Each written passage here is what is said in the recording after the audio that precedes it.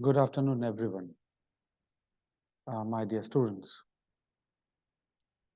So, in my last video, I have discussed about that how we are going to do a polymerase chain reaction. What are the different instrumental setup is required? How the different way or what are the different reagents? How efficiently we can do a PCR? How to troubleshoot if your desired PCR product is not coming. So now we have completed our initial video of PCR. Now there are two different ways.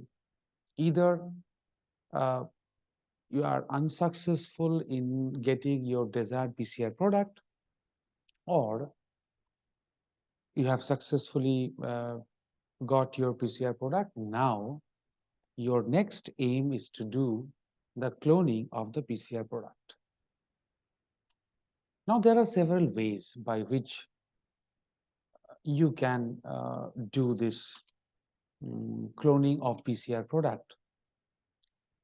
For example, first of all, though there are several methods have been found in or have been designed by different company like QIAGEN, InVitroGen. So I would like to discuss one after another that what are the different ways my PCR product can be cloned. First one is basically the restriction enzyme related cloning. So what we do exactly, we basically digest the PCR product and actually we use specific plasmid with the same restriction enzyme and we can ligate the PCR product with the plasmid vector. Second is basically very interesting, that is the TA cloning. So the PCR product with actually having overhang adenine base can directly be ligated into a topo TA cloning plasmid that contain an overhang thymine residue.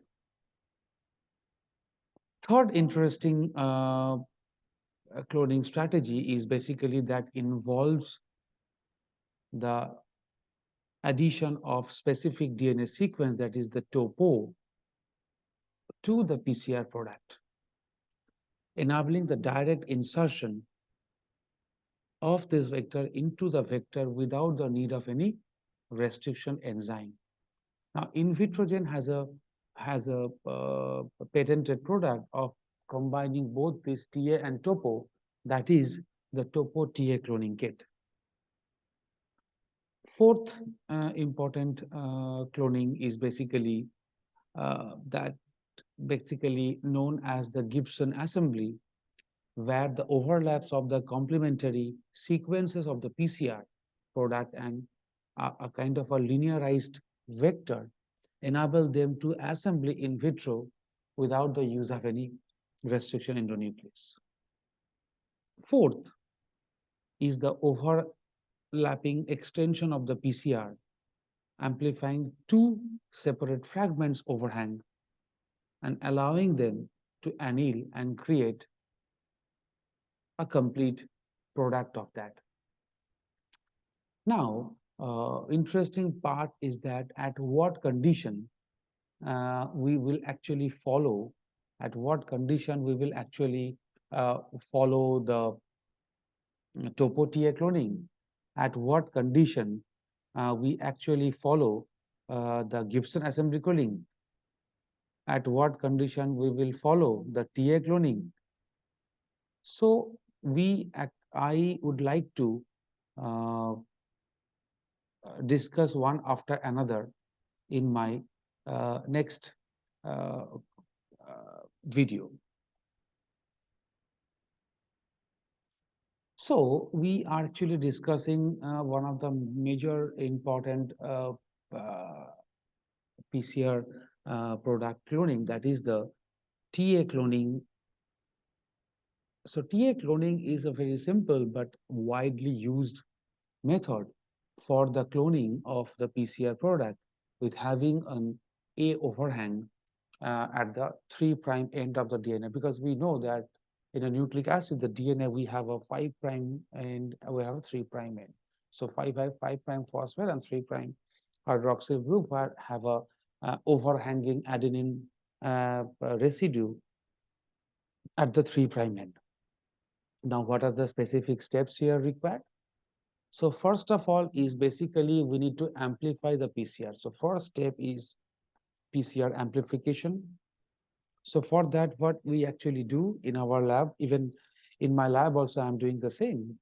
So what for that, we need to conduct a PCR reaction that already I have discussed in my previous video using a primer that introduce a single adenine residue overhanging at the 3' end of each PCR product.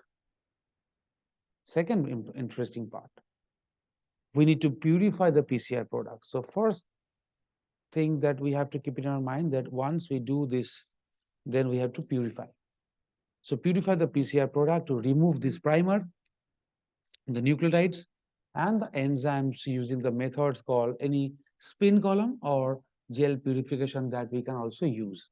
But in my lab, we actually use gel purification strategy in my lab. Third is the vector preparation, because here the vector preparation is very important and most crucial part. So what for that, what we actually use a cloning vector with a thymine overhang at the both end. If you remember that in my PCR product, we have a overhang. So that's why the vector that we prepare, so vector should have a T overhang for that, because this A and T will actually join together. So that's why for a cloning vector, we actually use the thymine overhang in the both end. So the plasmid designed in such a way for the TA cloning, they often have a T overhang added to the end of the linearized vectors. Next thing is that now once we have the plasmid, we have the vector, one there is a overhang, one there is a T overhang. Now we need to ligate. So that's why it's a ligation reaction, the step 4. So for that, what we do basically, mix the purification of the PCR product with the linearized vector, and then we have to use the appropriate ligase. And we know that ligase is basically the class 6 enzyme as per the enzyme commission number or enzyme classification number. The adenine overhang of the PCR product will actually form a base pair with the thymine overhang of the vector now.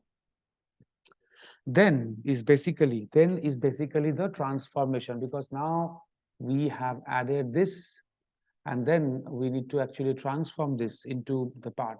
So that's why what we generally do, basically, we actually introduce this ligated DNA into a competent cell. Now, I hope you all are aware of what is the competent cell, because now, as we know that the bacteria has a semi-permeable membrane. So that's why, and also the surface charge of the bacterial membrane is negative. So that's why easily we cannot introduce the negatively charged DNA into the bacteria, because this both negative charge will actually repel with each other, right? So that's why what we do, we actually prepare them, or we actually convert them into a competent stage or competent form, and then we can do this using a ice cold calcium chloride treatment that I will discuss in some other video. So that's why we introduce this ligated DNA into the competent cell, and typically through the heat shock method. And if the size is very big, then what we can do, we can actually use the electroporation technique. Finally, now once we have successfully transformed, then we have to select this properly. So that's why it's called the selection procedure. So we actually do a plating, a microbiology technique by which we do the plating of the transformed cell on a selected medium that is containing the antibiotic resistant gene to identify them.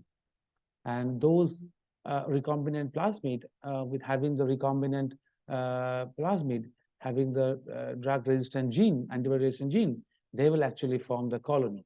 Though some other video here, I will actually discuss about that. Sometimes what happens, we actually get to select some wrong selection. So that's why Another very fruitful technology is basically the blue-white screening. Anyway, and the final step is basically the verification. That is basically to confirm the presence of the correctness of whatever the insert that we have used as a gene of interest in the selected colonies through the method like we need to say finally we need to finalize figure out that whether we have successfully cloned it or not, and then there is an important experiment that we usually perform nowadays, that is the NGS or next generation sequencing. So in my just second video I will actually will discuss about the how we can actually achieve the sequencing in a very uh, uh, easy and cheap way by using the Oxford nanopore technology. That is the we also known as it is a pocket sequencer, Oxford nanopore technology. So as a gist, so TA cloning is the advantageous for simplification, the high efficiency, and making them suitable for our routine task and routine work. And in that case, what we can do, we can achieve the cloning of the PCR product. And after that, we can go successfully any kind of downstream experiment like sequencing and others. Anyway, with this note, I'm concluding that part and we'll move to our next video. Okay.